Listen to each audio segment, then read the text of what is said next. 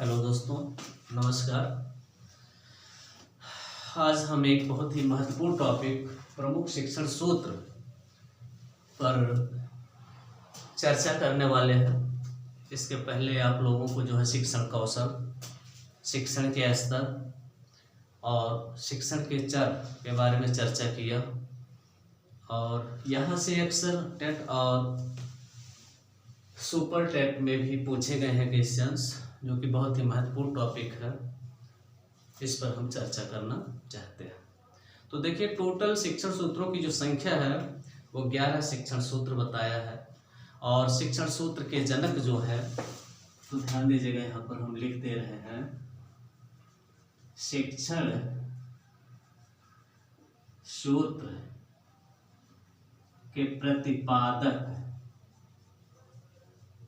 शिक्षण सूत्र के प्रतिपादक हर्बर्ट स्पेंसर। कौन है? Herbert Spencer.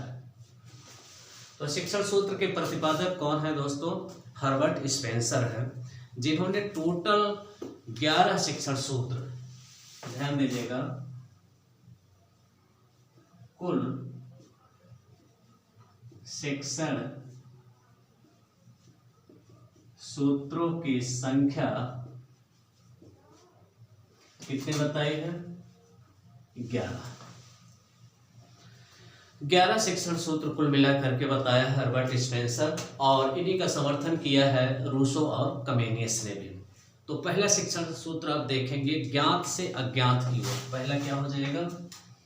फर्स्ट, ज्ञात से अज्ञात की ओर। फर्स्ट, ध्यान दीजिएगा दोस्तों, ये पहला शिक्षण सूत्र हमारा कहता है कि बालक का जो पूर्व ज्ञान है, उस पूर्व ज्ञान को देखते हुए उसे नवीन ज्ञान की तरफ ले जाया जाए। अर्थात जो ज्ञान उसको है, अर्थात जैसे वो मातृभाषा में जिस विषय वस्तु को जानता है, वहां से हम उसको पढ़ाना शुरू करें, और जो विषय वस्तु उसके पाठ्यक्रम में समाहित किया गया जिसको नहीं जानता है, हम उधर लेकर के बालक का क्या करें, चले, और उस ज्ञात वस्तु से अज्ञात वस्तु का संबंध को जोड़ करके हम उसको पढ़ाएं, तो बालक को सीखने में क्या होगी? आसानी होगी। दूसरा शिक्षण कौशल, दूसरा शिक्षण सूत्र देखिएगा, सरल से जटिल की ओर। सरल से जटिल की ओर। ये देखिएगा दोस्तों, दूसरा शिक्षण सूत्र है जो कि हर्बर्ट स्पेंसर ने बताया है। उसने कहा कि बालक को पहले सरल चीजों का ज्ञान कराया जाए, बालक को पहले सरल सरल चीजों को बताया जाए, ठीक है, और फिर उसे जो है कठिन शब्दों को बताया जाए। जैसे सभी पहले उसको निर्जीव वस्तु या सजीव वस्तु के बारे में ज्ञान कराया जाए, पहले सजीव फिर निर्जीव, पहले बाह्य अंगों का ज्ञान कराया जाए, फिर आंतरिक अंगों का ज्ञान कराया जाए। फिर अगला देखेंगे, क्योंकि तीसरा जी हाँ, पहले जो बालक को ज्ञात है, जो उसकी मातृभाषा में उसको जानता है लेकिन पुस्तकीय भाषा में नहीं जानता है, तो वहां से हम क्या करेंगे? स्टार्ट करेंगे, और फिर कहाँ लेकर के जाएंगे? जो चीज उसको ज्ञात नहीं है, फिर ले जा करके वहां पर उसको क्या करेंगे? जोड़ देंगे। पुराने ज्ञान से नवीन ज्ञान को जोड़ना एक चीज यहाँ पर हो जाएगा। क्या हो जाएगा? पुराने ज्ञान से हम नवीन ज्ञान को क्या करते हैं? जोड़ देते हैं। किसमें हो जाएगा? ज्ञात से अज्ञात की ओर। तीसरा देखेंगे, स्थूल से सूक्ष्म की ओर। तीसरा क्या हो जाएगा? स्थूल से सूक्ष्म की ओर। सूक्ष्म की ओर। इस शिक्षण सूत्र को देखिए, कह रहा है कि व्याख्या से निष्कर्ष की ओर हम चले। पहले हम व्यापक बच्चे को क्या करें? व्यापक चीजों को बताएं, और फिर निष्कर्ष के रूप में हम उसको पढ़ाएं। अर्थात व्याख्या दे करके या विस्तृत वर्णन करके, और इसके बाद उसमें से मुख्य मुख्य अंगों की, मुख्य मुख्य घटनाओं को हम क्या करें? बताएं। तो ये चीज क्या हो जाएगा? स्थूल से सूक्ष्म की ओर हो जाएगा। फिर आगे देखते हैं दोस्तों, इसमें पूर्ण से अंश की ओर।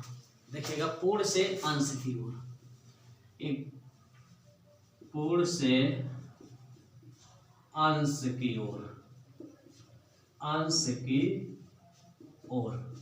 दोस्तों यह शिक्षण सूत्र जो है गेस्टाल्ट के सिद्धांत पर आधारित है। गेस्टाल्ट का सिद्धांत आप देखेंगे तो कोहलर, कोफ्का, मैक्स वर्दीमर और कुर्ट लेविन ने दिया, जिसको समग्राकृति का सिद्धांत भी कहते हैं, पूर्णाकृति का सिद्धांत कहते हैं, आहा का सिद्धांत कहते हैं, यूरेका का सिद्धांत कहते हैं। तो उसमें बताया गया है कि हमें पहले पूरी परिस्थितियों का निरीक्षण करना चाहिए और तब जाकर के किसी कार्य की शुरुआत करनी चाहिए। तो ऐसे बालक के सामने जो कुछ भी या बालक को जो कुछ भी पढ़ाया जाए, पहले उसके संपूर्ण अंगों को दिखा दिया जाए। जैसे आप बालक को पंखा के बारे में बताना चाहते हैं तो पहले आप पंखे के बाहरी आकृतियों को आप बताइए, ठीक है, ये ब्लेड है, यहाँ से स्विच लगी है, ठीक है, उसको पहले पूरे रूप में उसको आप दिखा दीजिए। फिर क्या कीजिए, उसके एक एक अंग का, ठीक है, कैसे वो कार्य करता है, कितने आरपीएम पे होता है, ठीक है, उसकी बाइंडिंग कैसे होती है, ये सारी चीजों को आप बताइए। तो ठीक है, पूर्ण से क्या हो जाएगा, अंश की ओर हो जाएगा। फिर आगे चलते हैं, अनिश्चित से निश्चित की ओर। पांचवा शिक्षण सूत्र देखेंगे, क्या कह रहा है, अनिश्चित से निश्चित की ओर, निश्चित के ओर, अनिश्चित से निश्चित की ओर। क्योंकि बालक अभी विद्यालय में आना शुरू किया, पहली बार वो विद्यालय में आया और सारी चीजों से वो क्या होता है, अनिश्चित होता है, उसको कुछ भी पता नहीं होता, ठीक है, स्वर क्या है, व्यंजन क्या है, इस सब के बारे में उसको कोई भी जानकारी नहीं होती है। यहाँ तक कि वह संबंधों को भी नहीं जानता है कि हमारा संबंध, हमारे इनसे क्या रिलेशन हो सकते हैं। तो सारी चीजें उसके लिए क्या होती हैं, अनिश्चित होती हैं। तो टीचर का कर्तव्य क्या है कि मूर्त वस्तुओं को दिखा करके जो चीज उसके लिए अनिश्चित है, अनिश्चितता से शुरू करें और कहाँ ले जाए, निश्चित की ओर। अर्थात जो बालक नहीं जानता है वहां से स्टार्ट करें, उसके बारे में बताना शुरू करें, और जो उसके लिए अनिश्चित है बाद में वो चीजें क्या हो जाएंगी, निश्चित हो जाएंगी। जी जी, तो हाँ, यहां तक समझ में आया। आगे चलेंगे, प्रत्यक्ष से अप्रत्यक्ष की ओर। प्रत्यक्ष से ध्यान दीजिएगा, ये देखिएगा क्या कह रहे हैं, प्रत्यक्ष से अप्रत्यक्ष की ओर, ध्यान दीजिएगा, प्रत्यक्ष से अप्रत्यक्ष की ओर। ये शिक्षण सूत्र क्या कहता है, ये शिक्षण सूत्र कहता है कि बालक को पहले मूर्त रूप में दिखाया जाए वस्तु को, जो वो नहीं जानता। जैसे पृथ्वी के बारे में वो नहीं जानता तो ग्लोब उसके सामने रखे जाए और ग्लोब के माध्यम से उसको प्रत्यक्ष रूप से दिखाया जाए।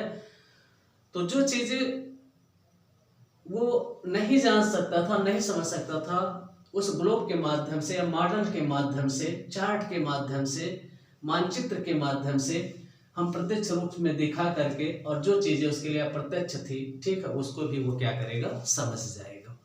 आगे चलते हैं दोस्तों जी, विशिष्ट से सामान्य की ओर। अब देखेंगे अगला क्या है, विशिष्ट से सामान्य की ओर। विशिष्ट से सामान्य की ओर। विशिष्ट से, तो ध्यान दीजिएगा दोस्तों, विशिष्ट से अर्थात कठिन से, विशिष्ट से व्याख्या से, सामान्य माने सरल की ओर हम चले। अर्थात विस्तृत से, व्यापकता से हम शुरुआत करें, कहां से, व्यापकता से, और धीरे धीरे किधर चलें, सामान्य की ओर चलें। क्योंकि विकास की जो स्थिति होती है उसके पहले देखेंगे बालक के लिए सारी चीजें क्या होती हैं, क्लिष्ट होती हैं, कठिन होती हैं, लेकिन धीरे धीरे जैसे आप बताते जाते हैं वैसे वैसे वो चीजों को क्या करता है, सरल करता चला जाता है। विश्लेषण से संश्लेषण की ओर। अगला देखेंगे क्या है, विश्लेषण से संश्लेषण की ओर। विश्लेषण से संश्लेषण की ओर। विश्लेषण से अर्थात पहले हम विषय वस्तु का व्याख्या करें विस्तृत रूप से, तथ्यों को एकत्रित करके, और तथ्यों को एक एक तथ्यों की हम क्या करते हैं, व्याख्या करते हैं, और व्याख्या करने के बाद हम संक्षिप्तीकरण करते हैं किसमें, संश्लेषण में, और संश्लेषण के बाद हम क्या निकाल लेते हैं, निष्कर्ष निकाल लेते हैं। मनोवैज्ञानिक क्रम से तर्क की ओर। तो ध्यान दीजिएगा, 9वां देखिए क्या कह रहा है, मनोवैज्ञानिक क्रम से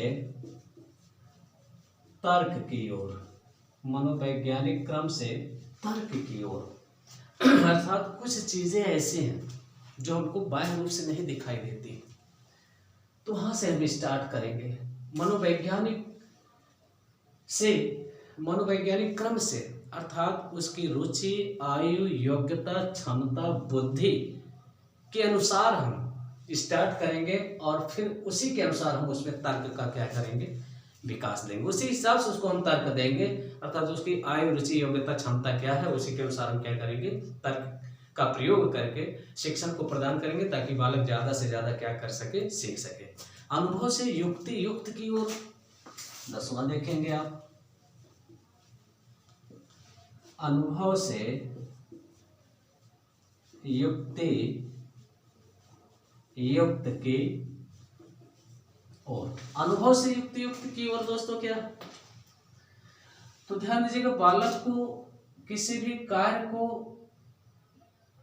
करने से पहले या बालक को इतनी स्वतंत्रता दिया जाए कि बालक किसी कार्य को स्वयं करे, और उससे जब करेगा तो उसमें एक से अधिक ज्ञानेंद्रियों और कर्मेंद्रियों का वो क्या करेगा, प्रयोग करेगा, और उससे जो प्राप्त होगा वो अनुभव प्राप्त करेगा।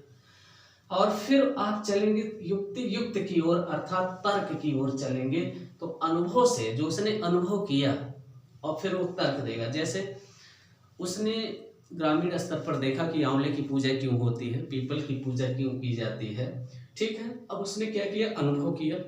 अब अनुभव करने के बाद उससे युक्ति युक्त की ओर गया, तर्क किया। तो आंवले में उसने सोचा कि विटामिन सी ज़्यादा होती है, उसको बताया गया, और पीपल से ऑक्सीजन की प्राप्ति ज़्यादा होती है, वातावरण को शुद्ध करता है।